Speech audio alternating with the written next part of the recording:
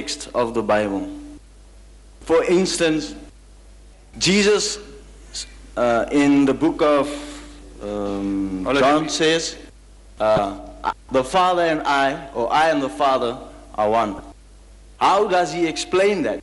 Because if I am Mr. Jonathan as I am, I can't be my father, and I cannot make a statement claiming to be that my father is me. Mr. Jonathan, if that is your name, could I say, you must have listened attentively because you are interested, but so was I.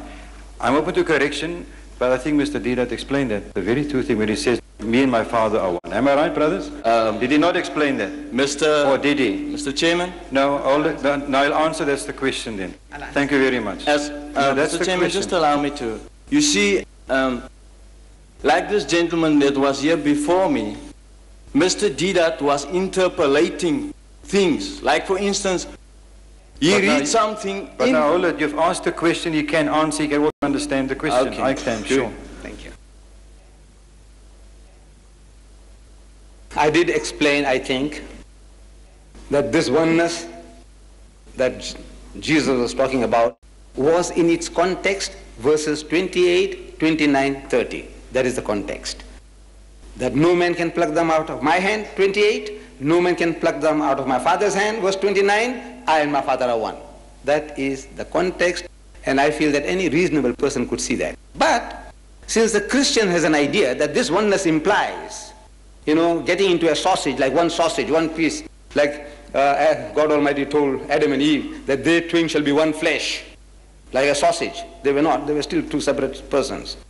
Now this same John, the one that we have quoted, John chapter 10 verse 30, in John chapter 17 verse 20 to 22 he explains what oneness is. He says that they all may be one, O-N-E-1, all may be one, as thou, Father, art in me, and I in thee, that they also may be one in us.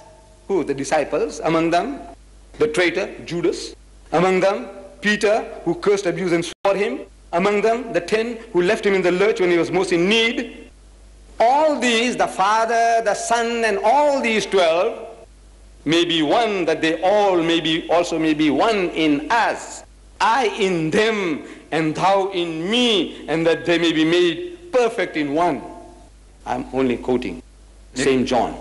So in other words, all the 12 disciples and Jesus and God made into one sausage. Is that what that oneness implies?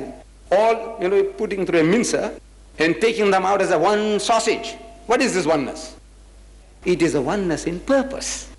You see, the same oneness that as I explained in John 10:30, same oneness Peter and Judas and the doubting Thomas, everybody, all with God, one person, I in you and you in me and they in us. What is this? Sausage. So if you understand it like a sausage, then I have no answer. But I says, no, this is not that one sausage business is talking about. It's talking about they all are one in purpose to do the will and plan of God. That oneness. There is no other oneness. He's one with God, meaning whatever God wants him to do, he's doing. He's vibrating on the same wavelength as God. That is oneness. Not he becomes God or God becomes man, Jesus.